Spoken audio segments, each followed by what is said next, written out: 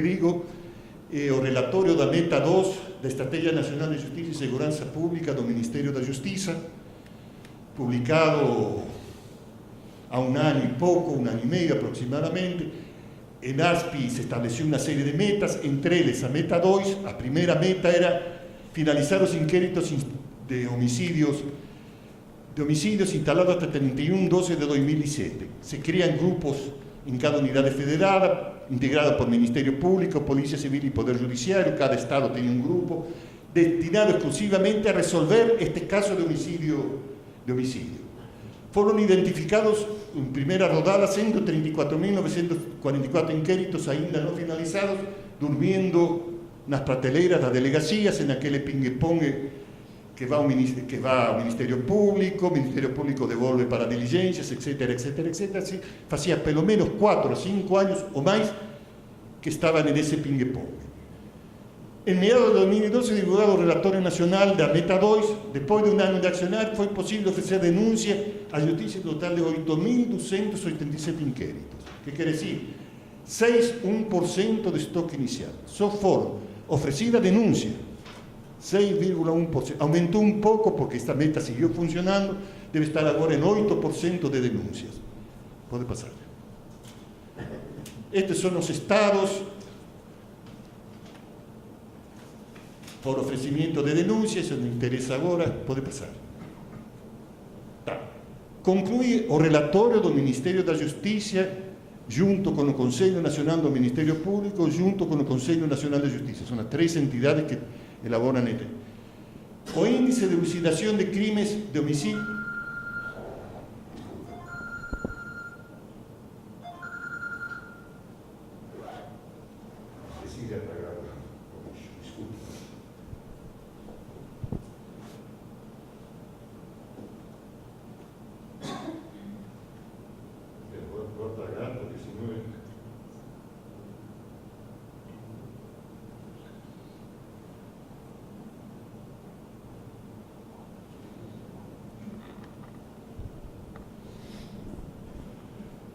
Estima-se en pesquisas realizadas, inclusive realizadas por la Asociación Brasileña de Criminalística, que en nuestro país varía de 5 a 8%. Este porcentual es de 65% en los Estados Unidos, en el Reino Unido de 90% y en Francia de 80%. Nós temos entre 6 e 8%. Nosso índice de resolução de homicídios é muito, muito baixo. Isso fomenta a criminalidade. É decir, há levantamentos feitos que criminosos preferem matar e não deixar uma testemunha. Porque a testemunha pode originar um encarcelamento que a morte não está originando. Incentiva a crime, inclusive, alguém que se sente impune, melhor matar que qualquer outra coisa. Mas a elucidação é só uma etapa. Falta considerar homicídios não registrados, muito cemitério clandestino, cadáveres em locais inacessíveis, etc. Estimativa da OMS e do Ministério da Saúde que hoje oscila esses casos que não entram nas estatísticas entre 5% e 10%. Teríamos aumentar ainda 5% e 10%. Segundo, boletim de ocorrência que não origina inquérito. Há estudos feitos por MICE de Rio de Janeiro, etc., que aproximadamente 20% do boletim de ocorrência não origina inquérito porque o delegado que faz a portaria de inquérito decide que hoje é muito antigo ou não tem estrutura para resolver, etc., e nem origina inquérito para o processo. Flagrantes, isto é, nossa taxa aumenta porque pelo flagrante. Se há um flagra, se alguém diz ele foi e outro confessa eu que fui, há uma resolução do crime que melhora nossas estatísticas de resolução. E outra etapa é o processo judicial. Temos uma etapa inicial, onde o juiz pode aceitar, acatar ou não acatar a denúncia oferecida pelo Ministério Público, vai ao tribunal do júri que pode condenar ou não condenar. Estudos feitos, estimativas pessoais, indicam que no Brasil aproximadamente 4% dos culpados do homicídio vão para a cadeia. 4%. É uma estatística extremamente elevada que marca uma elevada dose de impunidade. Pode passar. Temos um segundo elemento, que é a cultura da violência. Há uma ideologia determinada nos aparelhos de segurança pública, inclusive, que praticamente 90-100% da violência letal é devido à droga. Eu já escutei secretário de segurança falar isso, já escutei. Sim, ninguém vai negar o caráter violento da droga. Isso está fora de questão. A droga se instala, luta por território, etc., de forma extremamente violenta. O acerto de contas é extremamente. Mas aqui no país, a droga não explica nem sequer a maior parte das violências cotidianas que ocorrem e dos crimes letais que ocorrem. De novo, estudo feito. Pesquisa do Conselho Nacional do Ministério Público em 2012. Analizou inquéritos de homicídios acontecidos entre 2011 y 2012 en 16 unidades federativas para verificar a proporción de asesinatos por motivos fútiles o por impulso. Concluye que representa 100% do total de homicídios no Acre, 83 en São Paulo, preponderante en muchos otros estados.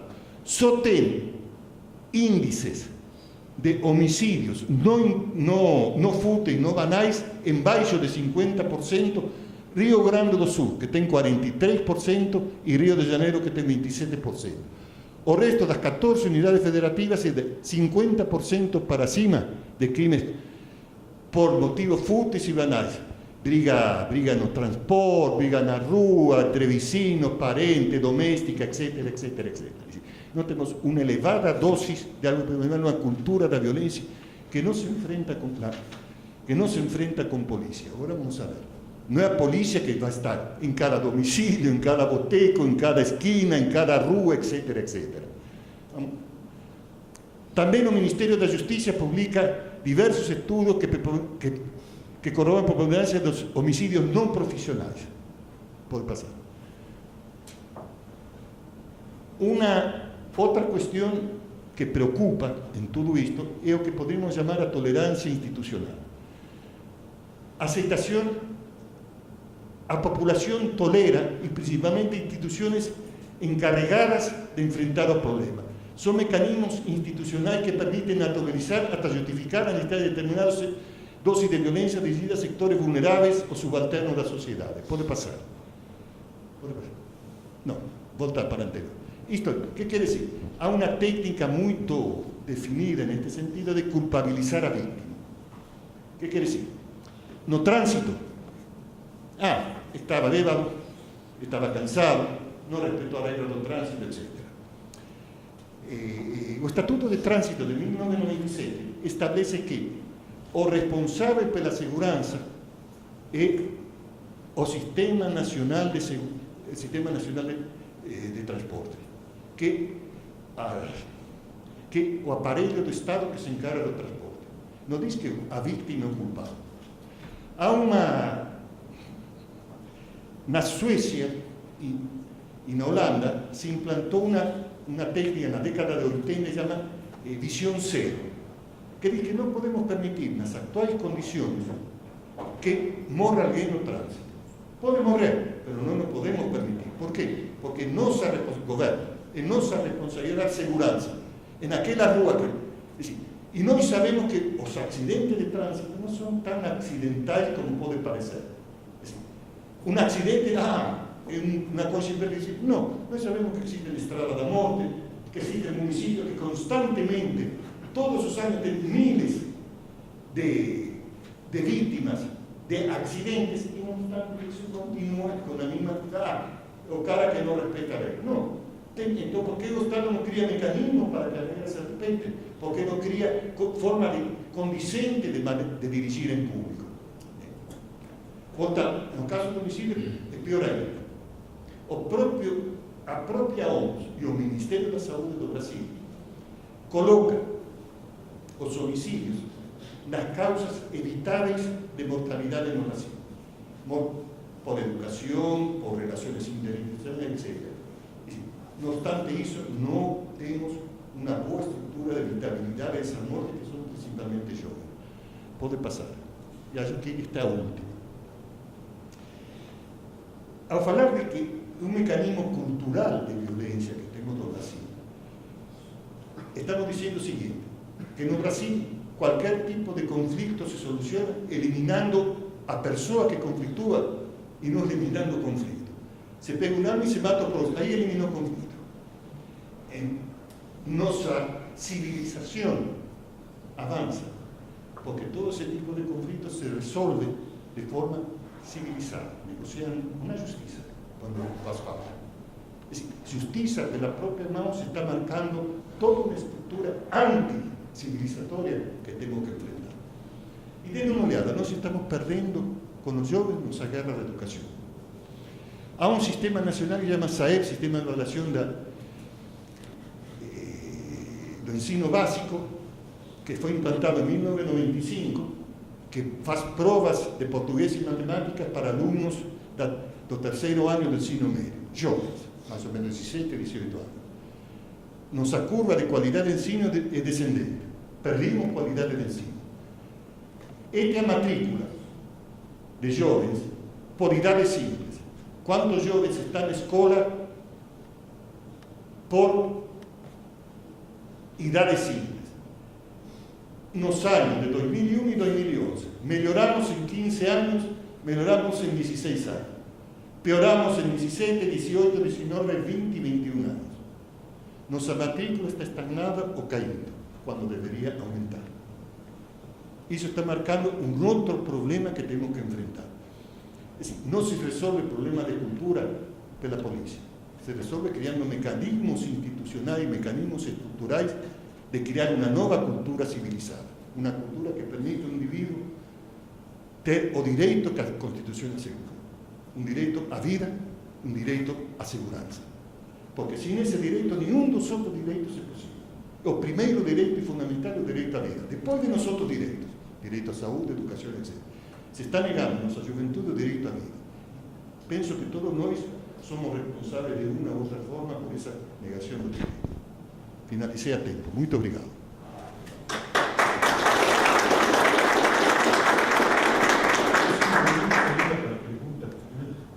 Então vamos abrir nos últimos 5 minutos. Começamos um pouquinho tarde, então eu vou roubar o tempo desse contribuir. Com alguma, se tem alguma pergunta, questionamento, etc., tem no microfone. Peço para falar pelo microfone, porque assim fica gravado e se identifica.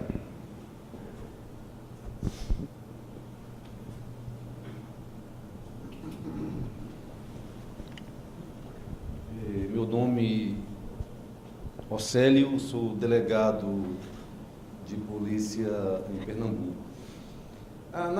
Essa questão que foi exposta pelo professor, ela, de certa forma, ela já é conhecida do público, porque nos últimos anos a gente tem visto a imprensa bater nessa questão da exacerbação da violência no país, que de fato, conforme foi exposto aqui, transcende inclusive conflitos armados.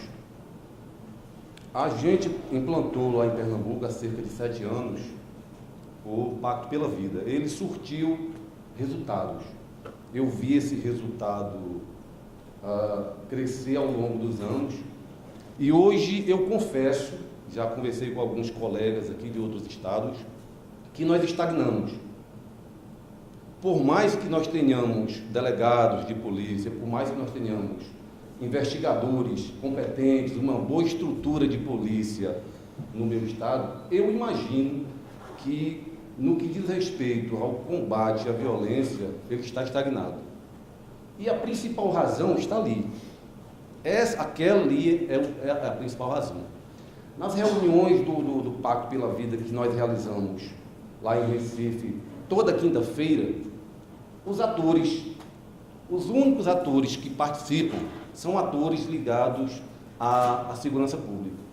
Quando nós sabemos que a falência da segurança pública, ela é consequência da falência dos demais serviços públicos, notadamente à educação. Eu ainda não vi em nenhuma reunião do Pacto pela Vida, e imagino que isso deve acontecer nos outros estados, inclusive em São Paulo, a gente encontra numa mesma mesa redonda os outros atores, como, por exemplo, educação, transporte. E nas minhas comarcas, por exemplo, são comarcas pequenas, como Abreu e Lima, todo mundo deve ter pelo menos ouvido falar. É uma comarca pequena, mas o número de homicídios tentados e consumados por mês varia em torno de 10 a 15. É absurdo. É absurdo. Agora eu pergunto, qual é a polícia investigativa, qual é a polícia ostensiva, qual é o órgão ministerial, qual é o poder judiciário que vai dar conta disso? Porque o que se vê, os ataques que são feitos e mais as pesquisas que são feitas, elas são estanques. Então, eu não consegui identificar nenhuma delas onde os demais atores da falência do serviço público, que a gente pode muito bem ver como consequência da exacerbação da violência, como a consequência da falência da prestação de serviço público, principalmente educação. Não é um paradoxo um país que, nos últimos anos, se fez chegar à 8ª economia do mundo e tem aquilo ali, uma evasão de jovens? Agora, você imagina, na faixa etária produtiva, o jovem que ele está entrando na faixa produtiva do trabalho, a força laborativa, a força produtiva de ideias de 20 anos. Então, estou cansado de ir para presídios, fazer o vida de presos, cara com 20 anos, 21, 22, que não sabe ler. É comum, não sabe ler, o jovem não sabe ler. Agora eu pergunto, nós estamos aqui, camaradas se especializam, criam-se mecanismos técnicos de enfrentamento à violência, mas estanques. Pernambuco hoje tem uma superestrutura, estrutura de primeiro mundo, mas para quê? Para investigar N homicídios. Lá todo mundo, nós chegamos a uma situação tal que a violência não vai mais baixar. Por quê? Porque é aquela questão, para nós chegarmos a um nível de 10 homicídios para cada grupo de 100 mil habitantes, nós precisaremos que, da mesma sorte, o aparato de repressão policial, né, de primeiro mundo, o aparato de investigação, o aparato de julgamento dos processos, para ele se equiparar ao de primeiro mundo, a demanda também tem que ser de primeiro mundo. Você não pode ter um poder judiciário, um juiz, numa vara criminal, com mil júri. É humanamente impossível. Eu pergunto, em Londres é assim? Na Inglaterra é assim? Nos Estados Unidos é assim? No Japão é assim? Então, eu costumo dizer o seguinte, enquanto nós ficarmos discutindo segurança pública sem nenhum representante, os outros atores, não vamos chegar a lugar nenhum. A gente vai ter conhecimento técnico, aumenta o conhecimento técnico, nós iremos saber qual a origem da mazela. Eu sei a origem da mazela e todos os companheiros aqui sabem onde é que está a mazela, mas é inevitável, nós vamos continuar discutindo os sexos dos anjos. Um trabalho de pesquisa belíssimo desse aí. O Ministério da Justiça tem conhecimento disso aí. Tem conhecimento pleno. Agora, que adianta o Ministério da Justiça ter e políticas públicas não serem implementadas no país todo? O outro detalhe que foi falado aqui é a questão dos municípios, né? Que são municípios pequenos que hoje têm o mesmo nível de violência, talvez maior do que as grandes capitais. Recife hoje é muito mais tranquilo. Você andar no centro de Recife meia-noite, pode ir lá para Recife, é tranquilo, você vai ficar tranquilo, porque câmeras de vigilância dão segurança de fato ao cidadão. Agora, no entanto, se você for para a Vitória de Santo Antão, você corre o risco de, depois de 8 horas, você levar um tiro na cara. Agora, por quê? Porque aquele jovem, para ele vale a pena. Vale a pena ele pegar uma arma, vale a pena ele ficar na esquina traficando. Por quê? Porque ele não tem oportunidade, não.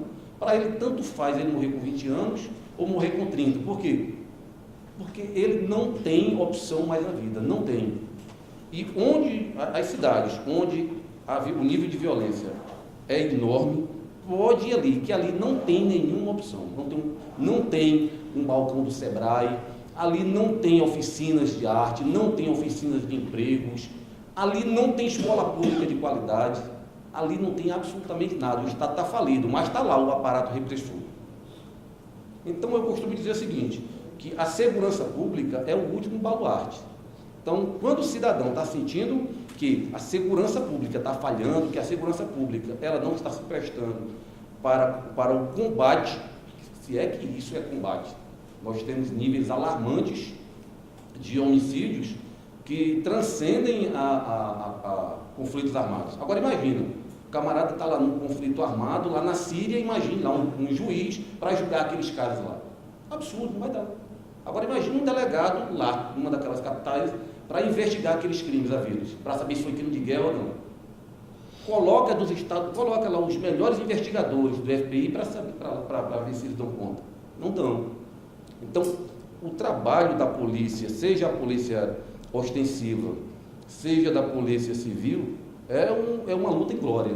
Por que é uma luta em glória? Eu mesmo tenho um déficit de 220 inquéritos, só de homicídios tentados e consumados, para 6 investigadores. Se eu tivesse 30 investigadores, se eu tivesse 10 escrivães, ainda assim, eu não ia dar conta daquilo ali não, porque todos nós sabemos, a maioria dos homicídios são crimes de proximidade, crimes, 95% dos meus, tráfico de drogas. Tráfico de drogas foi a atividade inicial e a atividade fim criminosa redundou no homicídio. Na maioria das vezes, nem os familiares se sentem encorajados em depor, apontando quais são os culpados de terem assassinado o filho. Por quê? Porque eles moram num lugar onde falha tudo, não tem absolutamente nada.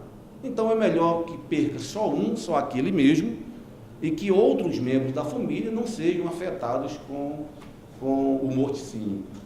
Então, o que nós temos que fazer é discutir segurança pública, mas não estanque, como a gente tem feito aqui, como tem feito em Pernambuco. Eu estou cansado de dizer para as gestoras, para as minhas chefes, doutor, eu não gosto de ir para ali mais, eu não quero, eu faço tudo para não ir mais para essas reuniões onde se discute o sexo dos anjos, onde o próprio governador pergunta para o delegado que está com a área dele vermelha o que ele precisa fazer, o que ele está fazendo para melhorar aquilo ali. Isso é absurdo. Eu sou investigador. Que culpa eu tenho que o camarada